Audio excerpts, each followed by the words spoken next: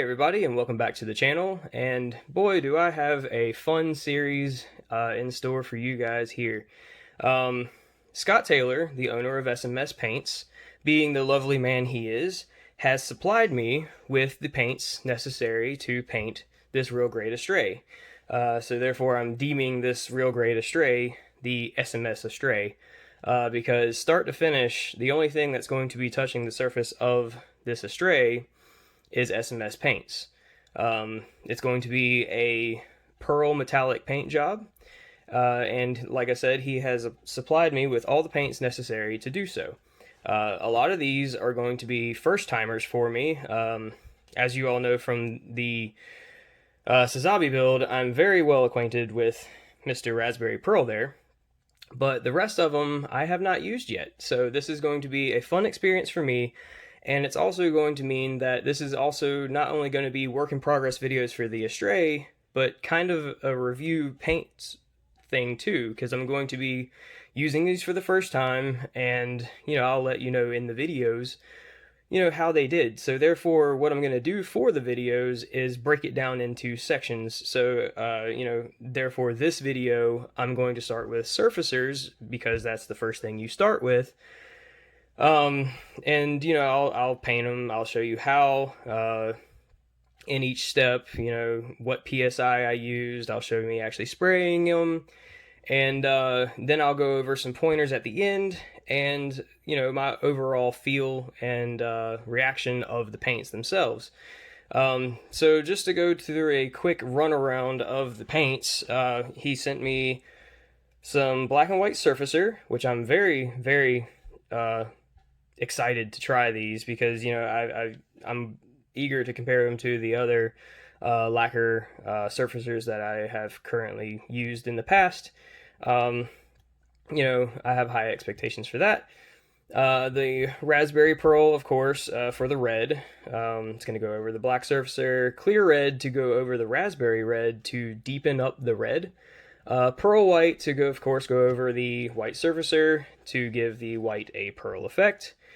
We have Gunmetal and Clear Black. Gunmetal is going to be used for the dark gray and the light gray. I might dabble with mixing a little super silver in the gunmetal to lighten it up to do that light gray with. But the Gunmetal and Clear Black, the Clear Black's going to darken down the gunmetal to give a cool feel to the dark gray areas. Inca Gold to do the gold accents on the sword, and Super Silver to do the blade. And then one thing I'm really excited about is the Ultra Clear Coat 2K set from SMS that I'm going to go over the final product with. So with all that said, like I said before, we are going to take a look at the surfacers first. So I still have to disassemble the Astray, get it all sanded up and ready for paint, but next we're going to take a closer look at the surfacers themselves. Okay, so as I just stated, this episode is going to revolve around surfacers. So let's take a quick look at these, shall we? As I stated before in my previous SMS Paints review for the metallics, I really like the simple nature of the labeling that SMS uses. It gets the point across. It doesn't speak for the paint. It's more of the opposite. They let the paint speak for itself. I don't like a lot of loud stuff all over labels all the time. So, you get what it is. It's SMS Paints, and it's white surfacer. And, around back, it gives you safety and usage. Basically a quick run, you can read for yourself both of them if you want, but basically this is lacquer paint. So when you use lacquer paint, please protect your lungs. Use a respirator, use a booth if you have one, if not, a well ventilated area with a respirator, always with a respirator. So please protect yourself.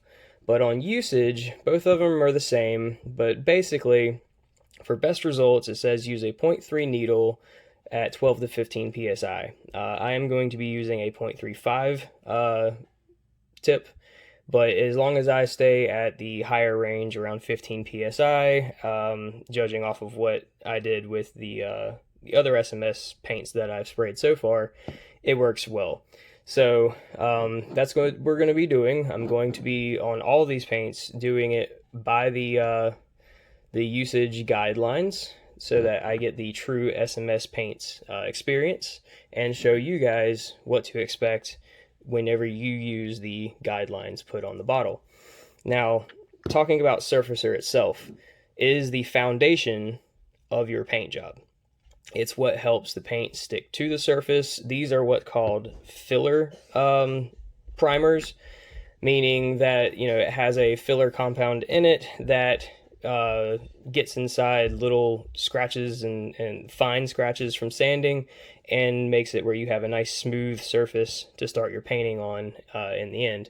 It is sandable to a degree. Yeah, I wouldn't go crazy on sanding on it, but it is sandable, and it is possible to sand it to get even more of a smooth surface. But of course, white surfacer is going to be for the white parts, and black surfacer is pretty much going to be for everything else, because you want to use black surfacer for metallics, pretty much period, and pearls for the most part if it's like a colored pearl, blue, red. Otherwise, you're going to end up with a base color of whatever you put, like white, with a tint of blue or red. If you want it to actually show blue or red or anything like that, black is the surfacer to go with. White is going to be, you know, only for the white parts, and, you know, of course, the pearl white going over top of that. So that's enough being said about the bottles and the surfacer itself. Let's get to painting.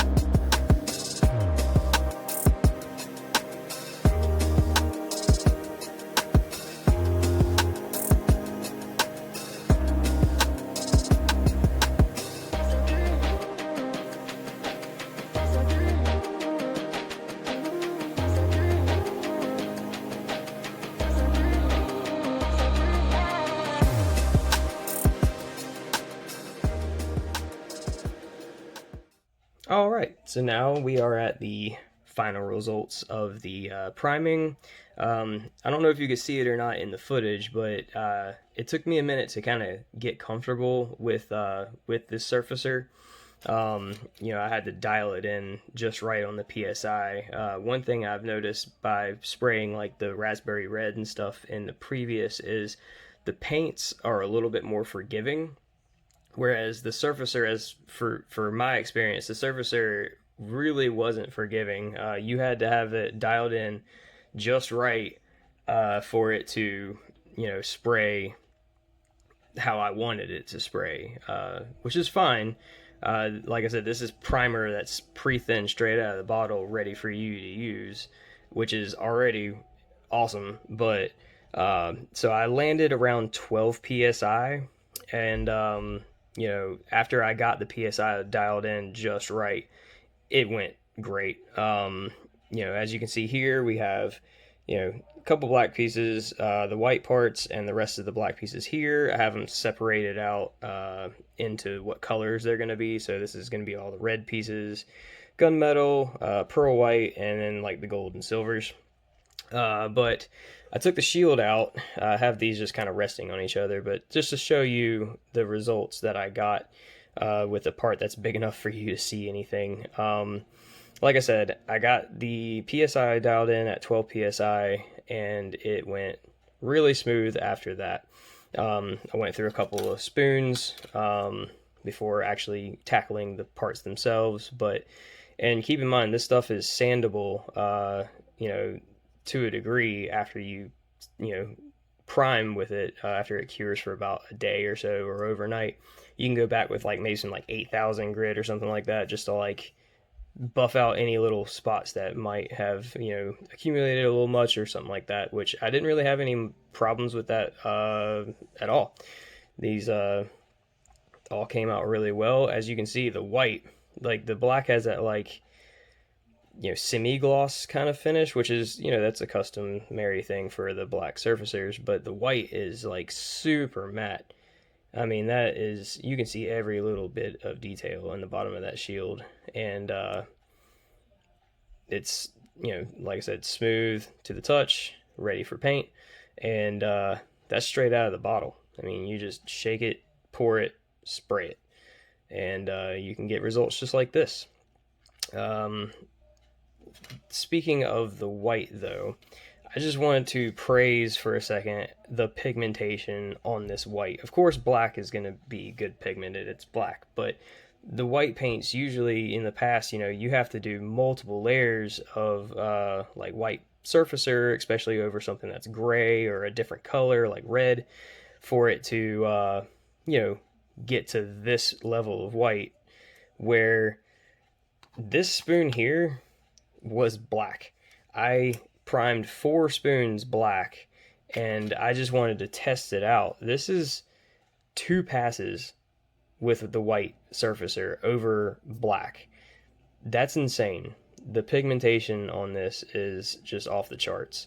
You can do 2 passes with this surfacer over black and have it turn out just as white as the spoon started, if not whiter. So that's insane.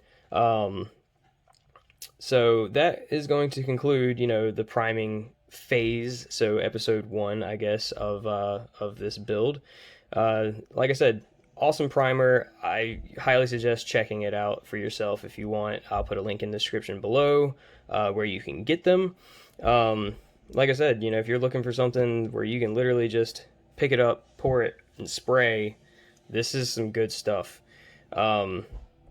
The next thing we're going to work on is probably, one of my favorites, is the raspberry red.